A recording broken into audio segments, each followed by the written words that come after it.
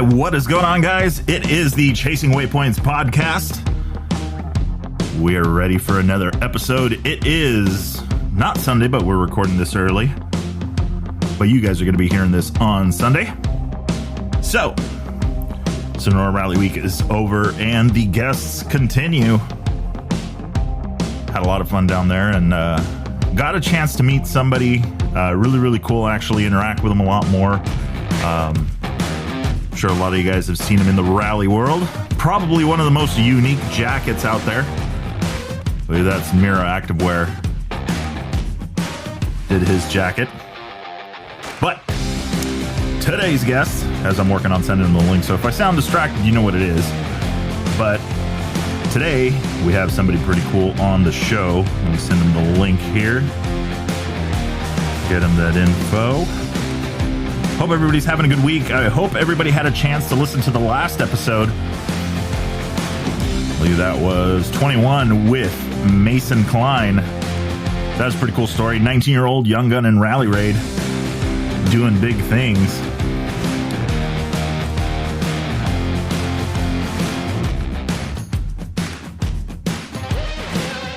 Sending that over. What do you guys think about the intro song? I think it's pretty cool, right? I think it kind of fits.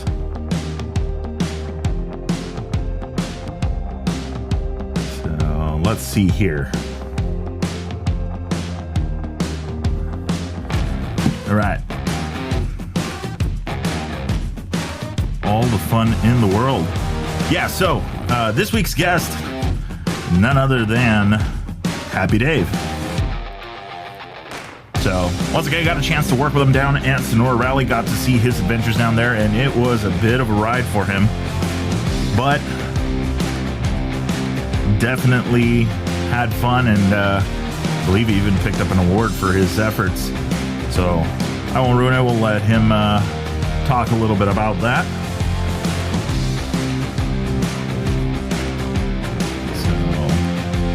So, looks like the Hellas Rally is underway. Seeing posts of that going on. Then I got another rally here that's going to be stateside. Looking to learn a little bit more about it. It's going to be the Coda Rally. Going to be reaching out to those guys this week, and hopefully we can get something set up. Get a chance to talk to them. I think it'll be pretty cool. From my understanding, it is the first rally raid in the U.S. fully permitted, ready to go. And I've been following them on social media, and they have got some pretty cool posts going, so I am looking forward to seeing the terrain and what they're going to be doing out there. I've had a lot of people recommend it, so I'm stoked. This is going to be good. Turn the music here a little bit.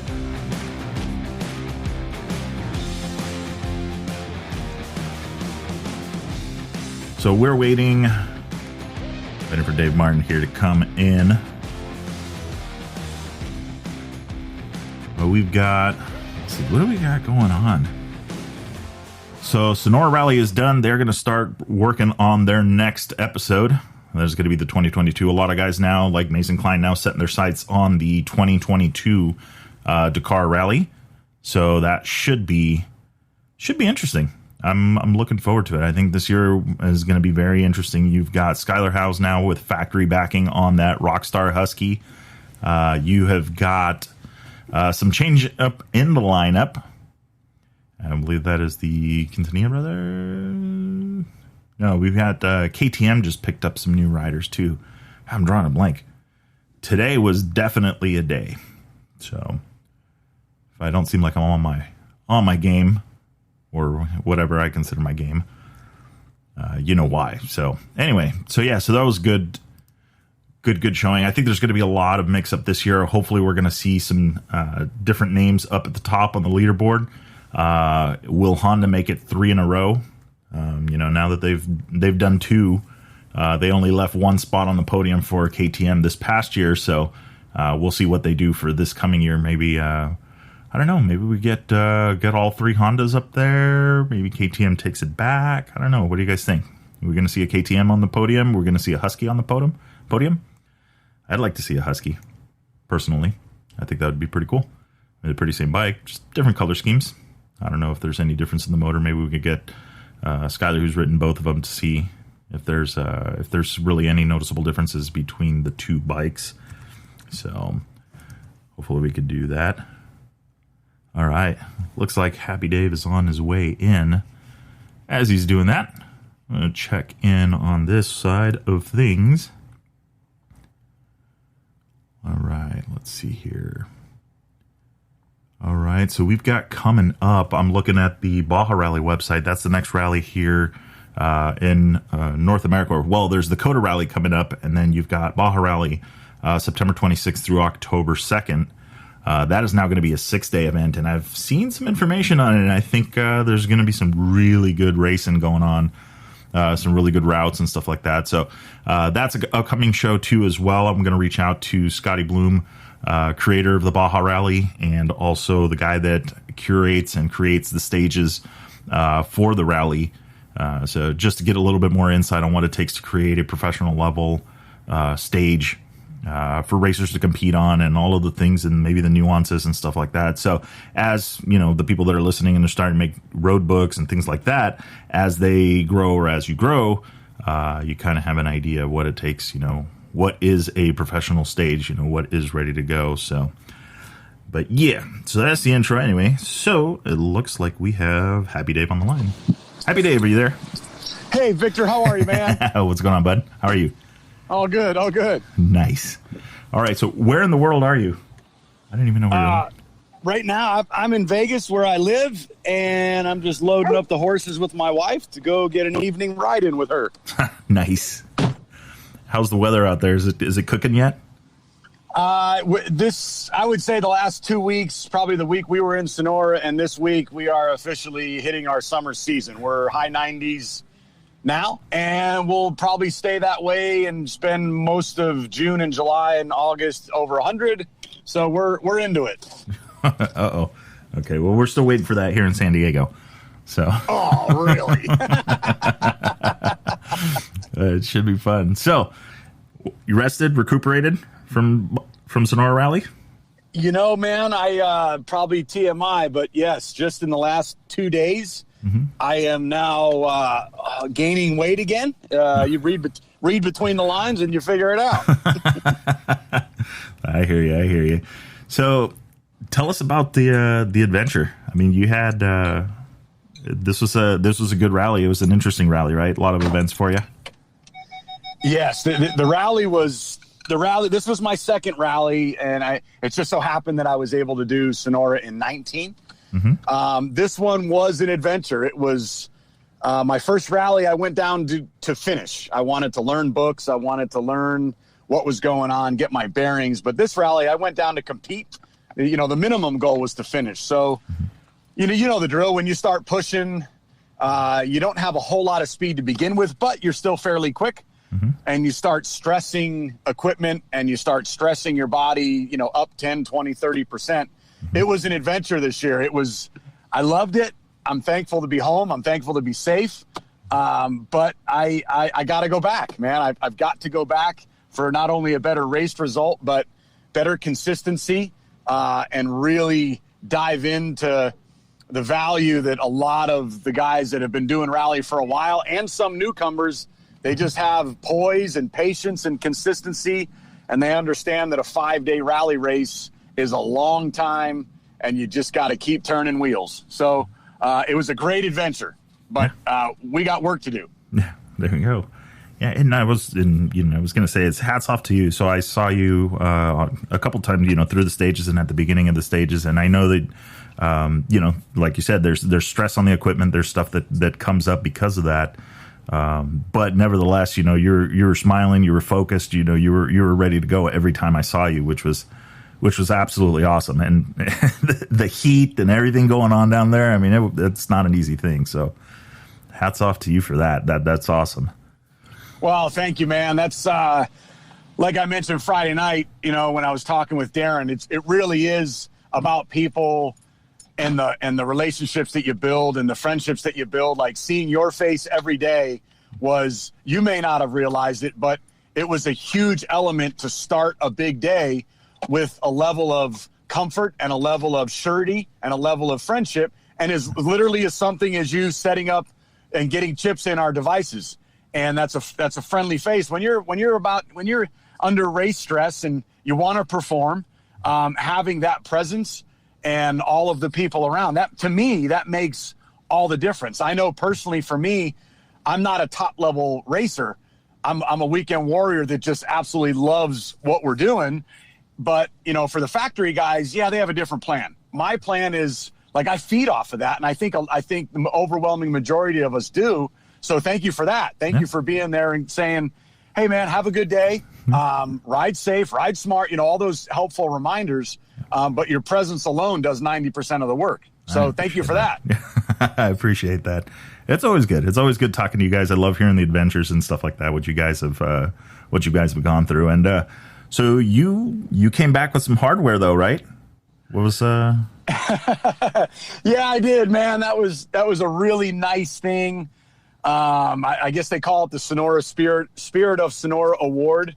And it was just a really nice thing that the organization blessed me with.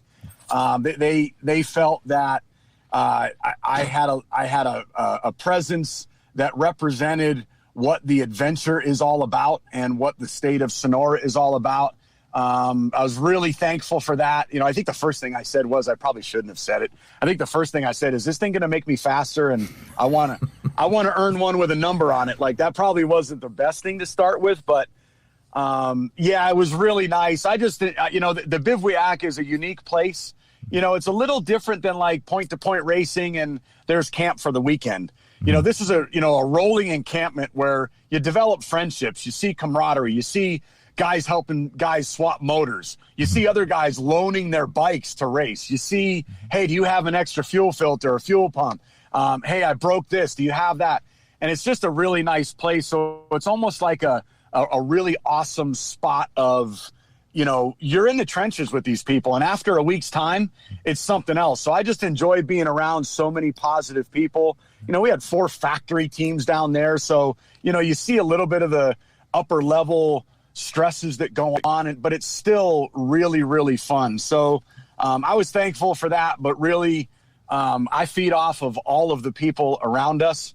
So I'd love to pump it back to everybody, and especially my dear friend that passed in November, Chris Au. Like, if he was into rally racing, dude, he would get that award 100 years in a row.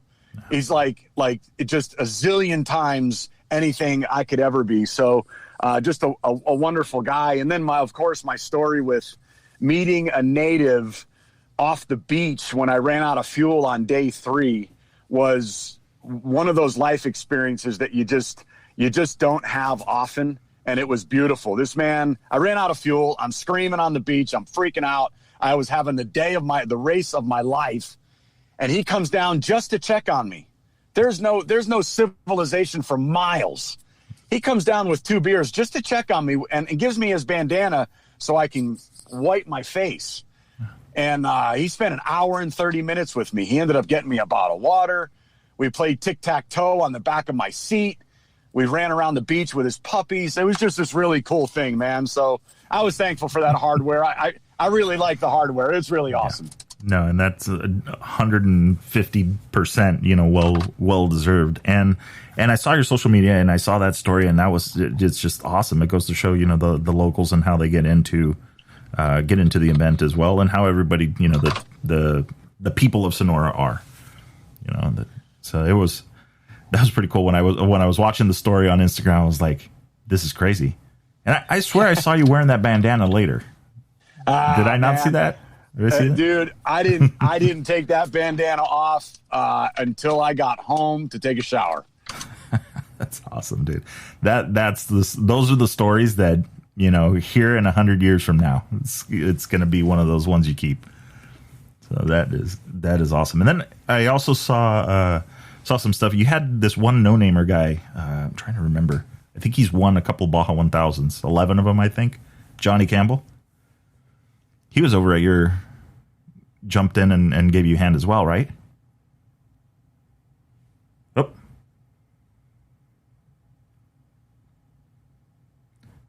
Looks like we might have lost him there. So kind of filling in, but kind of like what Dave was talking about is everybody jumping in and giving a hand. And I walked over, Dave, you there? Yep, I'm back. Okay. Sorry about that. No worries. Yeah, so you had Johnny Campbell over too, giving you advice. It's just crazy to me because it's like, okay, here he is, like working with a whole factory team and everybody, and to him, that moment, you are factory, you're on a Honda, you're like, jumped in and gave you a hand as well. Man, how that came together is, I didn't lose you again, did I? No. I'm here. Okay, cool. So how that comes together is I run out of fuel Wednesday. I get fuel from G and Ace. They bring me in. They're awesome. I get in. Something is a little different with the bike. So I get undressed. We check the bike out. I can't get it to fire again. Mm-hmm. And I'm like, man, this sounds like valves. So I walk by the JCR tent and the factory Honda van, and I'm like, geez, they've got Kendall, they've got Ricky, they've got Nacho. Their hands are full. I'm really hesitant to even ask, but I just don't know what to do, and I don't want my rally to be over. So I waited, and I tried to wait until things died down a little bit, and then I just kind of snuck over when activity seemed to be low, and I was like, hey, do you think we might be able to do a quick valve check? And, dude, they jumped on my bike like there was I was Ricky. Nice. And the tank's off. We're doing a valve check with, I think his name is Hyde. He's a factory mechanic from Japan. Mm-hmm. And we're doing a valve check. Johnny's in the dirt, changing my pilot jet, checking hoses, looking at ground wires, looking at my coil. Like, I couldn't believe it. And that's one of the things about rally is years ago when I was talking to Scott Bright, who is an incredible ambassador and racer of the sport, he said, hey, read this book by Lawrence Hacking. He was the first Canadian to finish Dakar. Mm-hmm. And if you still have an interest in rally after you read his 21-day journey at Dakar when it was in Africa, mm-hmm. then let's talk. And one of the things that stepped out in that book really stuck out to me was he said, hey, listen, in rally, a C-speed rider has the opportunity to compete with a B-speed rider. And a B-speed rider has the opportunity to compete with an A-speed rider because rally is not all speed. It's intellectual, it's navigation, it's skill set, it's resourcefulness, it's a lot of things. Mm-hmm. So, a part of the theme of here I have Johnny Campbell from JCR Honda with his factory guys working on my 450, and all in the spirit of rally. We're just gonna help this guy just to help him have fun, help him succeed however we can. Yeah. And so much to the point that he absolutely cemented it. I'm on the hunt for anything between a 2019 and 2022 450X. Mm-hmm. As soon as I get the bike, it's getting shipped to JCR, and I'm going to ask them, hey, I just need it prepped for a rally, and I need it adaptable for enduro and single track in the mountains, and I will swap the parts between the two. Like, that's the plan. That's what we're doing. Nice. There's no ifs, ands, or buts. Yeah, no, absolutely. And he knows a thing or two about Honda. He might have raced one. What's so cool, even cooler about that is, dude, 2 years ago, it's a quick side squirrel note. Yeah. 2 years ago, I took my son to a really awesome Christian motocross camp called Panic Rev. Mm-hmm. And we just have a good time. My son's on a 50. It's way underpowered for him. Anyway, he never complains the whole week. He's trying to climb Glen Ellen Hills. It won't go. He's just doing things that the bike won't do. Anyway, at the end of the event, they give out some awards, some recognition awards. You know what my son gets? For perseverance, he gets the Johnny Campbell Award. So Johnny doesn't know it yet, but there's something that's going to show up at the shop this week. And it happens to involve a few images from my son getting the Johnny Campbell Award, him on the dirt wrenching on my bike a week ago. That's the least I could do to say thank you to a guy that's meant so much to the sport. And it reminds me of Caselli, like, be remembered as a person first and a racer second. Yeah. And to me, that's what Campbell's doing. Yeah. My first impression of him, I met him out at one of the Heron Hounds, and it was funny because I'd never actually met him, and a mutual friend, Gnarly Dave, knows him and has worked in the pits and also. So I was hanging out with him, and then he comes around, and I'm just like, oh my God, this is Johnny Campbell. I'm like, okay, so mind your manners. This guy's probably, he's been there, done that. Probably a little high strung. No, I was like completely blown away. Like, dude, this guy's cool. goofing off. And I mean, but you know, when it's race time, and Preston was there, you know, his kid and doing the thing. And it's like, you could not pick them apart from anybody else in the pits other than, you know, they're wearing the brand, they're wearing the logo, and they're supporting, you know. So it was really, really cool to see how down to earth they are, you know, and approachable and all that stuff. So exactly what you saw. You know. Exactly, dude. I'll never forget it. In 2005, I'm down in Baja pre-running for the 1,000, and we're all coming up outside of Mike's Sky Ranch, and I saw Johnny coming up behind us pre-running by himself. So I was the last one on a gate, and I just happened to stand there and wait for him so he could pass through, and I would close the gate. And he pulls up, sees what I'm doing, stops, gets off his bike, and I'm like, no, Johnny, keep going. I got the gate. He's like, I want you to go enjoy the rest of your pre-run with your friends. I got the gate.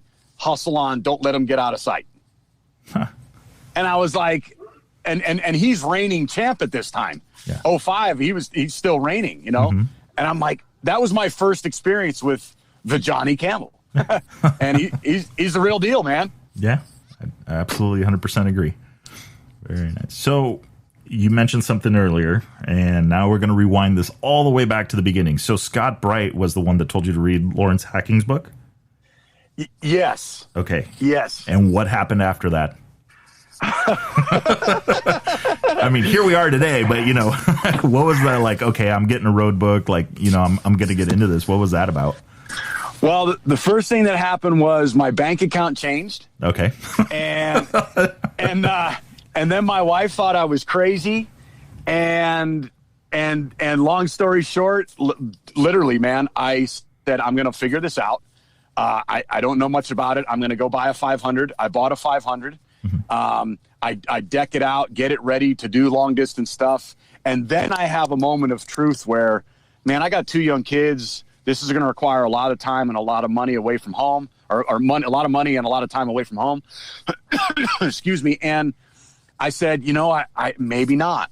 And I actually sold the 500, got a 450 XCF. I'll go do GPs and single day races. I'll be home in the evening. Everything's good. Well, then Scotty throws a free school out in Pahrump and says, you read the book. You were going to get into it. At least come out for a free school. What are you worried about? And we go out there, him and Ned, who is also a Dakar finisher.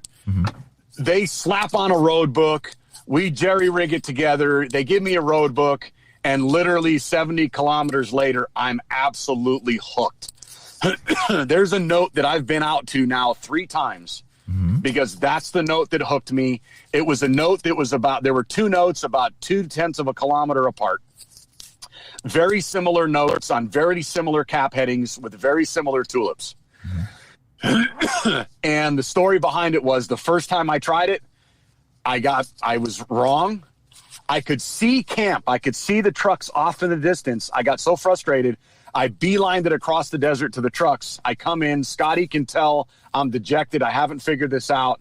And he literally grabs me by the helmet and says, turn around and get back out there.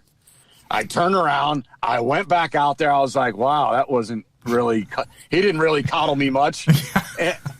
And I go back out. I can't figure it out. I get it wrong again. I come back in this time. Scotty knows I'm at the point of, okay, he might be done. And he says, hey, listen, here's what I want you to do. You're only 3.5 kilometers from the end of the book. Follow the book backward from right here. It's going to put you at the correct spot. When you get there, you're going to see what your mistake was. And he was dead on, man. I went back. I did the book backwards where it said make a left. I made a right. I swapped the cap headings by 180 degrees every time. And I got there and I realized what we all know now is one of the cardinal rules in rally. If you don't come to your tulip or things aren't jiving, go a little bit further and the sky's probably going to open up and you're probably going to see everything you want to see. Nice. And what I realized is when I was coming up the book from the correct approach, I hadn't gone far enough, and it was literally about 100 meters. Okay. And that was the lesson I learned. That's what hooked me on rally. I came back in with a smile. Scotty says, always go a little bit further. This is not an exact science. It's an art. Give yourself time. and I really hope that you come back and rally. And I was absolutely hooked, man. I called Scott Whitney, I called Scotty, I called Alex Martins, and I said, guys, I'm in. Let's roll. What do we do? What do I got to do now? And I called Rally Moto Shop, got my nav equipment, and then it was like, okay, find time to run books. And that was the start, man. Nice. And it was that aha moment where you didn't write. Well, you rode off into the sunset twice, but Scott Bright made it sure to turn you around. And, man, I mean, I don't know if you know Scott, but he's one of those guys that gives back to the sport at a level that I don't know if I've seen much at all. He doesn't say much. He's a warrior, and he's resourceful, and he's one of those guys that you want to be like. Mm-hmm. Aside from just his speed, you want to have an aura like him where he talks with his actions, and he shows up and he's tough, but he will always give you what you need without spelling it out for you. Kind of like, give a man a fish and you feed him, but teach a man to fish and you feed his family. Like it's that kind of thing. And I just love that about that guy. And I'm really thankful for him. We have a nice friendship outside of rally, and I'm really thankful for his friendship because, we're two grown men. I actually think I'm a little older than him, but he teaches me something every time I talk to him. He really does have a presence. Every time he shows up to the line, start and end, it's kind of the same, kind of quiet. I don't want to say soft spoken, but just, quiet, focused, doing his thing.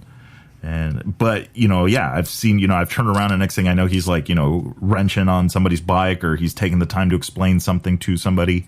I saw him do it at Baja Rally a couple of times where he just kind of takes somebody aside and talk to them about the road book and just kind of like, a little, orientation, I guess you should say. And just not a lot of people do that, No, indeed, man. I've had a chance to spend a little bit of time with Skylar over the last year, and that was one of the first things he told me when I told him, that I was friends with Scott. And he's like, dude, he goes, that guy is so cool. He goes, a few years ago, here we are 1-2 fighting for the win at, I think it was a Sonora rally. Mm-hmm. And he's like, here Scott is at the end of the day telling me and correcting me how to make some changes to become a better navigator. And here we are fighting we're fighting to win. No, you especially don't see that at the top. Right, man. Right. That's awesome. That is awesome. So what, now you're on the hunt for a new bike. You got indeed towers and all that stuff. So do you have an idea what rally towers you're going to be going with? Like what you're going to set it up, or just going to hand it over to JCR? Yeah, I need to talk to JCR a little bit more because there's a bunch of great products out there. So the tower I have now was actually fabbed up and created by Garrett when he was with Skylar. But I know Moto Minded and Mason Klein, they have the Moto Minded towers. They absolutely love those. I'm also looking at some of the European versions of some towers. So the exact tower, I'm not 100% sure yet. I want to talk to JCR because for what I want to do with this next bike is make it really, really adaptable and kind of learn what products are out there that I can run on and run off. If I want to go to South Fork and rip a 2-day enduro in August, then I can rip some stuff off and be good. And then if I want to come home Monday and go run a road book on Tuesday, then all I got to do is slap on a tower, plug a few wires in, and I'm gone. Yeah. No, that makes sense. Yeah. And there's definitely a few, like you said, there's a few options, and especially the Hondas now. It seems like, now that they're, they backed it up 2 years in a row at Dakar, more people are looking at the Hondas and setting them up as rally bikes. I know Rebel X just released a kit. I know that the Sonora Tower from RMS is also good. I'm not sure if the Moto Minded one will fit, but I know that one's tough. I saw what Jacob Argybright did to it, and that thing is perfect. So, yeah, I'm glad you mentioned the one at RMS too, because Matthew Glade up at RMS, he's an awesome guy as well. And I actually need to do some more research on the specific Sonora Tower just for the Hondas. So I got to do that. I'm glad you mentioned that. Yeah. But, like you said, and you just got to look at all the options, because there are a lot of options now. But you have, in a specific way, you have like, okay, well, I need something that's on and off easily and quick to do. So yeah, that's of course. But there's always the dream that a rally replica bike finds a home in my garage. So. Now, would it be a Honda, or would you go back to maybe a KTM? You know, man, my son's got a CR70. My daughter's got a 250. I think a TRX. I think it could be a Honda, man. Yeah. You know what? I mean, obviously the bike they're awesome bikes. And looking at the factory ones, I'm sure you had a chance to look at them, and it's absolutely crazy how like designed and overbuilt they are to work. So and these new ones I know are good. Oh, they're bulletproof. Yeah. They're bulletproof. Yep. So now it's just the towers are there. Just find some tanks, and then next thing you know, you're out hunting waypoints down. Yes. Nice. So what's the next rally? What are you doing next? I think. Gosh, man, there's a chance for some of the Baja rallies in the fall, but to be honest, I think the next one I'm going to hunt is the Rally du Maroc a year from October. My original plan was actually to do Rally du Maroc this October. Okay. But COVID, and I had reached out to Bart at Basque KTM, and he was good with me hiring them for support to do a fly and ride package. And when I reached out to him in February, I said, hey, I'd like to get some flights and book them as early as possible. What do you think? He said, man, COVID right now in Europe and Africa is still gnarly. Right now, it's kind of 50-50 whether the event's even going to happen. We've already canceled the first round of the World Rally Series, and the second one's being rescheduled. And I was like, oh, geez, am I going to train all year for my one rally and then it not happen? So I made a few phone calls. Skyler was one of them, who's always cool. He always provides great feedback and information for me. And he said, dude, he goes, go to Sonora, leave yourself options for maybe something else in North America. And then, you won't be checking the bucket list of racing across the African desert. He goes, but, it wouldn't be a bad idea to do a few more rallies close to home before you make the investment to go all the way to Africa. Mm-hmm. And I said, man, that is great advice. But, I believe in 2022, I'm going to try to get to Africa because I really want to get on a bike with 8 gallons. I really want to, those bikes are longer. They tend to be stronger. And I don't know if I'll ever stress them to their limits, but I just want to feel what a real rally bike operates like and rides like. Because all these guys say it's butter. They're like, man, I'll never ride a modified vehicle again. These rally bikes are incredible. Yeah. Well, and that was one of the questions we just talked with Mason about when we were talking about the 450 and versus the rally bike. And exactly what you just said is like, which surprised me. I was like, okay, well, yeah, the 450 is light and nimble and all that stuff. But he said, no, the rally bike just handles so much better. So I don't know what it is. Dude, I think it's like, I think one of the things is obviously the geometry of the frame, and also the swing arm is longer. I want to say the bike is 4 to 6 inches longer than our bikes. Really?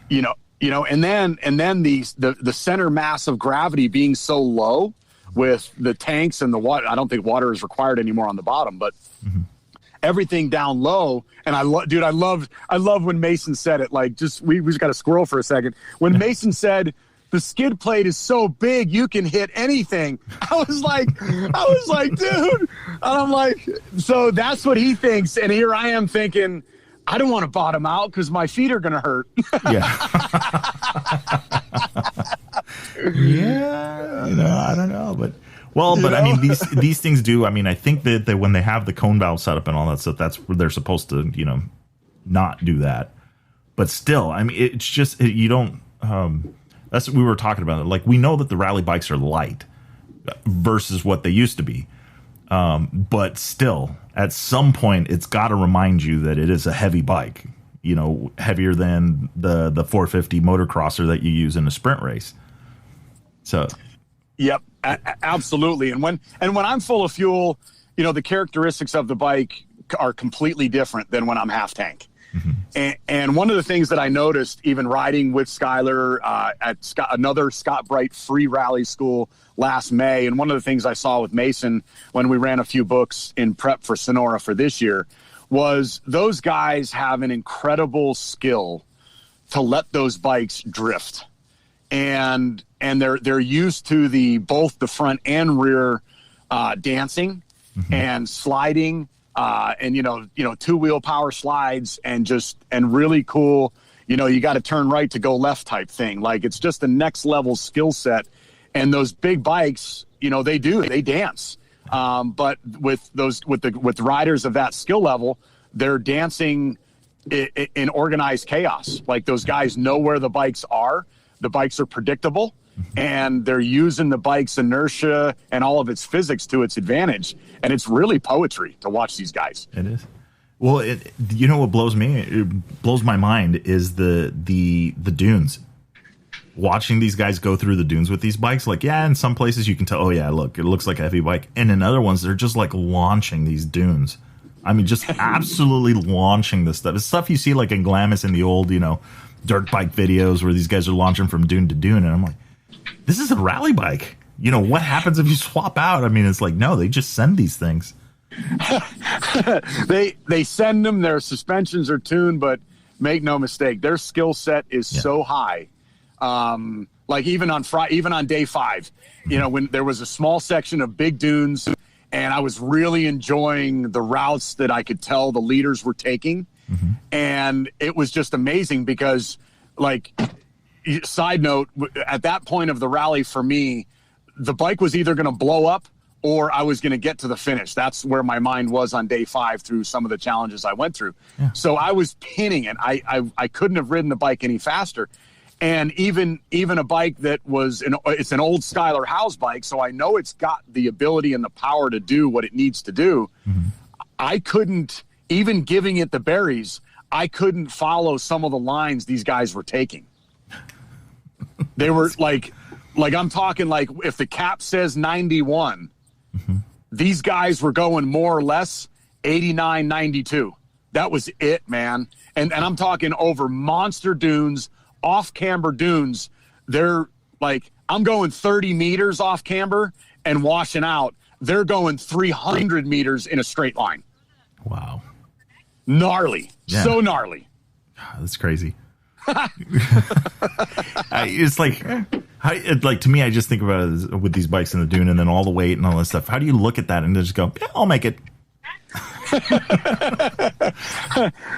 Do they question it? Do they check up? Do they, do a little song right before? What do they do? Yeah. I don't know if the factory guys will ever tell us they do, or if they ever did. But Ricky said something that it was kind of eye-opening, man. I went to a Jimmy Lewis school in February. Mm-hmm. Ricky was there with Kendall and Jake and some other guys.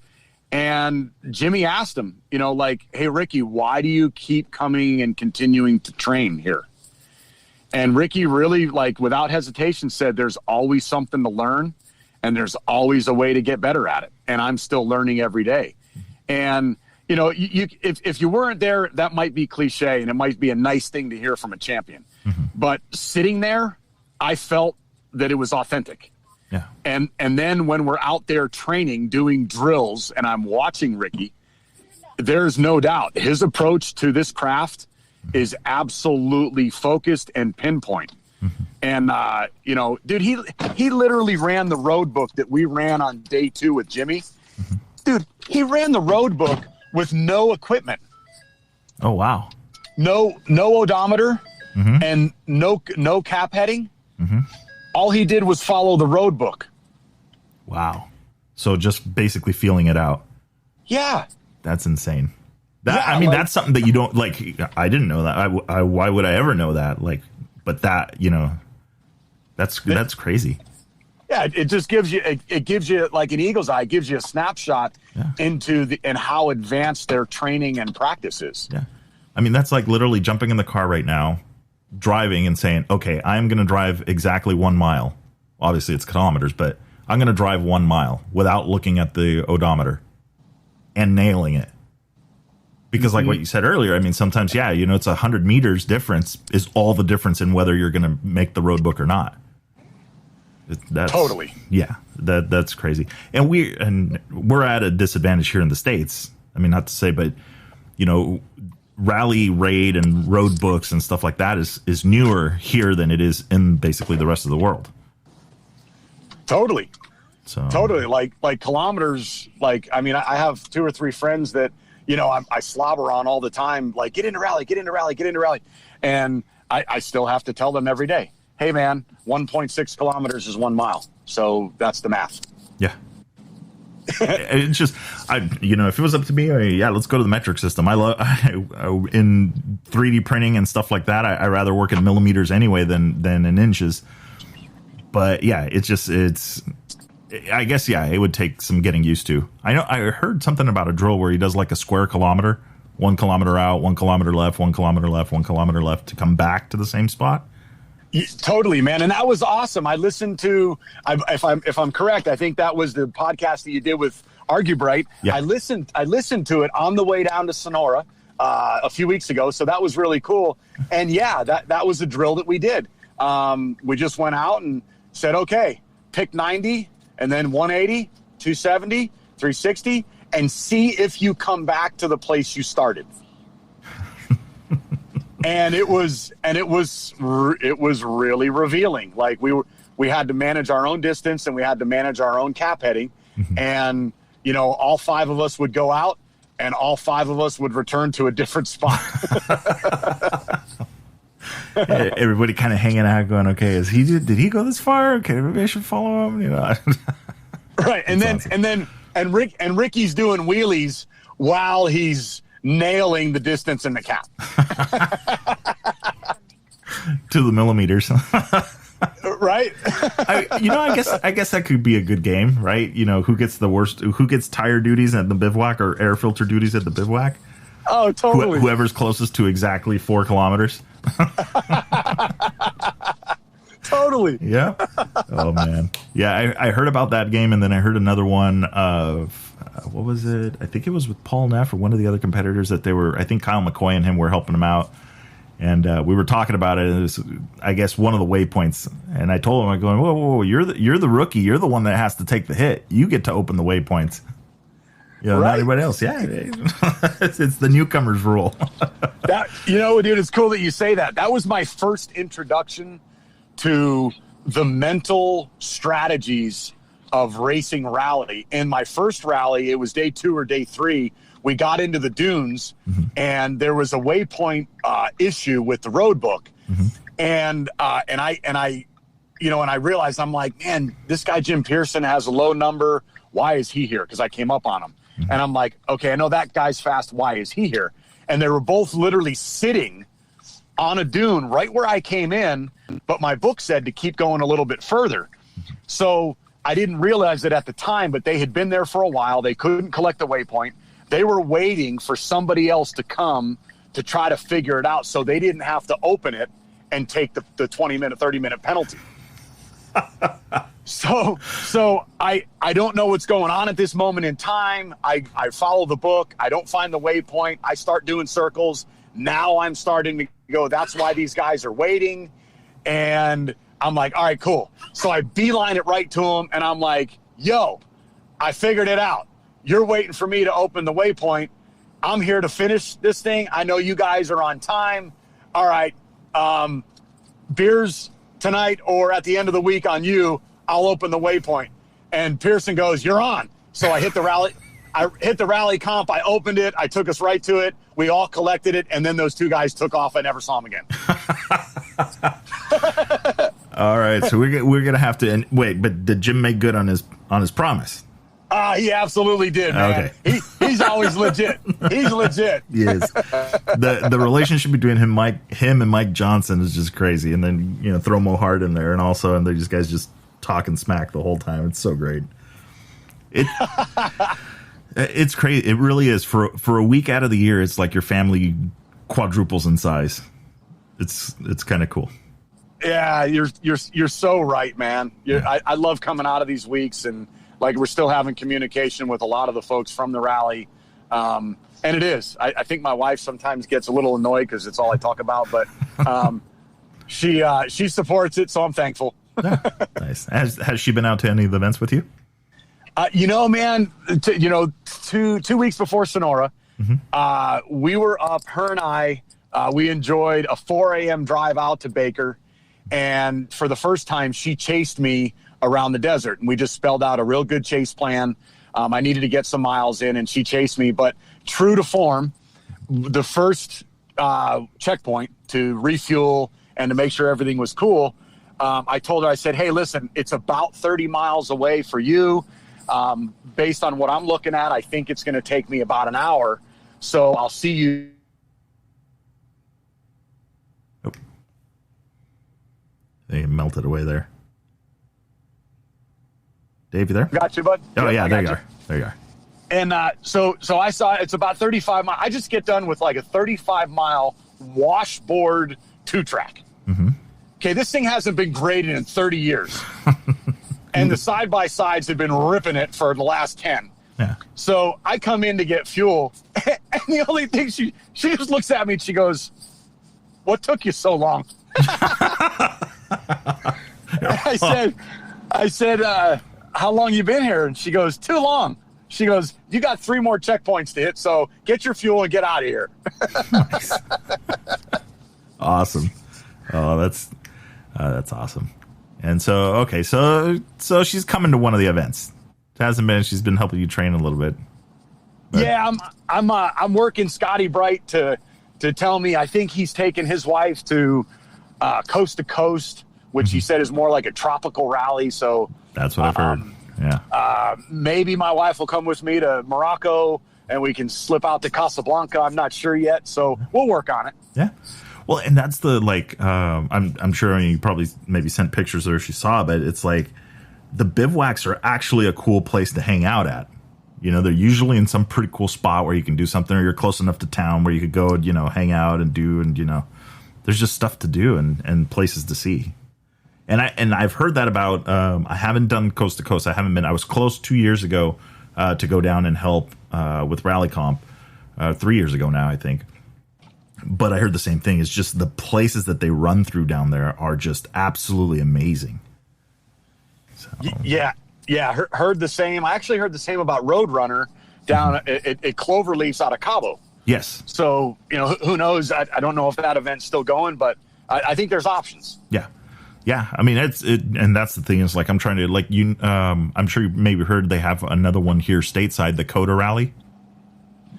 Yes, I've heard of that. Yeah, so I'm gonna work on trying getting a hold of those guys and talk to them maybe for the following week. But yeah, so there's another option. And I was looking at some of their social media today, and they're posting some of the areas that you're gonna be riding through. I'm like, all right, this is gonna be nice. So yes, I think Mason's gonna be there, so you'll have a friendly, familiar face. Okay, that's good. Just show up, for sure. Don't know anybody. But then there's Rally Family, so it doesn't matter. Everybody knows everybody. It doesn't matter. By the end of the week, you'll be best friends. True. Totally true. Nice. So horses are loaded. You're on your way out? Yes. Okay. Yeah, she hasn't handed me the pitchfork yet, so I think I'm good. Okay, well, maybe I'll let you go before that happens. We don't. We want her on the good side. Nice. So, well, cool. So it sounds like we're going to see you at a few more rallies with the jacket, of course. Dude, that jacket is awesome. That is like the trademark, the signature. Like it. Yeah, that. I'm glad you like it. I got another one too. Oh, you got another one. Yeah, there was that's Mira, right? Mira? Yeah, dude. Mira, Marique, and Garrett, they are super nice people. And the name of their company is Sentimental, named after their daughter, who lives with a very rare form, I think, of Down syndrome. And she is just the apple in their eye. It's just a beautiful story of a family company, and it's taken off. Like now they're making jackets and jerseys and pants, and it's moving very quickly for them. Awesome. I love supporting them because, like, I don't know about you, but you never know when you're designing something in graphics or something creative. You know, you have something in to get it to a physical state can sometimes be a challenge. And I can tell you, man, but until we get to what I feel I really want, it may be a while. And working with them was incredible. Marique designed exactly what I wanted, and I sent her forwards and backwards and sideways multiple times, and all she ever did was want to get to we were going, and she was never impatient. So awesome. a great plug for them. They're awesome people to work with. Yeah, well, I'll on the off channel this, and I'm gonna have this up for Sunday. I'll get links and stuff like that, and you know, I love sharing that kind of stuff. You know, the companies and the stuff that support, you know, the sport, especially for as resources here in the U.S. Like, okay, where do I get jackets? Where do I get equipment? Where do I learn how to do this stuff? You know, so we'll definitely get I'll get some information from you on that. Get them some recognition. Yeah, for sure, man. And a quick note that I gotta recognize you, because you know I was actually on a podcast last night, and another gentleman who he's got a passion to learn people's stories, meet new people, and just a shout out to you that the effort and the passion that you put into sharing other people's stories and putting them in the spotlight, like to me, that says a lot about you and what you represent. So just thank you for seeking other people's stories out, because like my father raised me under Dale Carnegie's principles. And when you get other people talking about themselves, it unlocks the door for, to me, very rich relationships. So just thank you for doing what you do. Thank you for allowing me to share the fun that I have in rally. But more importantly, like, I hope this is just the first of many conversations that you and I have, and that we enjoy dirt biking and rallying for a long time to come whenever we see each other, because of efforts like this that you make. Yeah. So, like, plugging you like on your deal. Thank you. I really do appreciate that. And this is like, I mean, for me, this is like the fun part. You know, it's I was talking to another friend, and I told him, I'm not posting a podium picture of Sonora Rally. Everybody's got a podium picture. I'm posting the pictures of you guys at the start, you guys coming back at the finish, which is really only where I saw you guys. But that and the stories and the what you guys do and all of this stuff, that's the stuff that's going to inspire people to get out there, you know? I mean, not to downplay any kind of effort that the top guys have put into it, but you know, you guys and what you're doing and what everybody's doing, and as they're growing in the sport and helping the sport grow, that story needs to get out there. That needs to be out. So I appreciate you sharing. Yeah. Oh, that's rad, man. Rally happy. That's what I keep saying. There you go. And it is. And you know what? And that's going to be the new thing. And it's very true. For a week out of the year, or whenever you're at one of these events, your family just grows exponentially. And it is one of the most awesome things. So I'm looking forward to seeing you at more rallies as well. Awesome, man. Me too. So, well, it sounds like I'm looking out the window too. We got a pretty good sunset going out here in San Diego. So I'm sure you got one to look at and some horses to ride. So I will let you get to it. Awesome, man. Dude, awesome spending some time with you. And yep, I'm going to go grab my pitchfork. I got my duties. All right, sir. Dave, thank you very much for taking the time. Awesome. I appreciate it. Awesome. Talk to you soon, man. Sounds good. We'll see you soon. Okay, bud. All righty, bud. See ya. Bye. Bye. All right. So that was Dave Martin, or otherwise known as Happy Dave. You guys will recognize the picture once I put that up on the website for Chasing Waypoints. You will see this episode on Sunday. I keep talking about it. It is barely Tuesday evening. And yeah, pretty killer sunset. I'm inside. Maybe I should be outside right now. But anyway, so you guys will see that. I will get some more information from Dave, and so we can get some of the companies that have helped them. A big shout out to Johnny Campbell, and all of the JCR guys for jumping in and helping Dave and looking at that and helping him out. It's really, really cool to see everybody. And that goes, Skylar and Andrew Short and everybody is just so approachable. It's absolutely crazy. I've been to a lot of off-road races. I've done some off-road racing and four-wheel vehicles and stuff like that. And there was always that certain, kind of attitude that, that status and that kind of stuff. And man, in a bivouac, it's a whole nother story. It really is. Mason said it last week too, in the episode, about, it's like meeting people that when they're behind a road book, it's a whole nother story, right? They're the nicest people. And that's very, very true. So if you are curious, even remotely curious about getting into rally, start studying up. I think that's a really good, really, really good idea. I'm actually hadn't really thought about it, but as soon as I'm done recording this, I'm headed over to find Lawrence Hacking's book, ordering myself a copy, and I'm going to be reading that. Just because it's more experience. We did have an episode with Lawrence. If you rewind back a few episodes or subscribe and you can download them, you can hear his experience with both Dakar and Rally Mongolia and some of the other rallies that he's done, which is really, really, really cool. So I will be getting that book coming, reading it, maybe post some or maybe a quote or two, depending what I find. But I'm absolutely stoked, and I hope that you guys that are listening to the podcast and are learning some stuff and are liking it, subscribing, sharing, that kind of stuff. But more importantly, I hope to meet you guys in one of the bivouacs. So that is awesome. We are coming up. Baja Rally is going to be the next event that I'll be down to. But we'll see. We got that Coda Rally coming up as well. So I'll be looking up the dates and trying to talk to them and see a little bit more information on what they are doing. Because we're going to have a rally stateside is what I'm hearing. So hope everybody is well. Hope everybody had a great week. It was productive. Don't forget to follow us on social media, Chasing Waypoints _official on Instagram, or Chasing Waypoints on Facebook, chasingwaypoints.com, and on YouTube, which is going to start to see some more activity. So I really, really hope to run into you guys. If you do come up, say hi.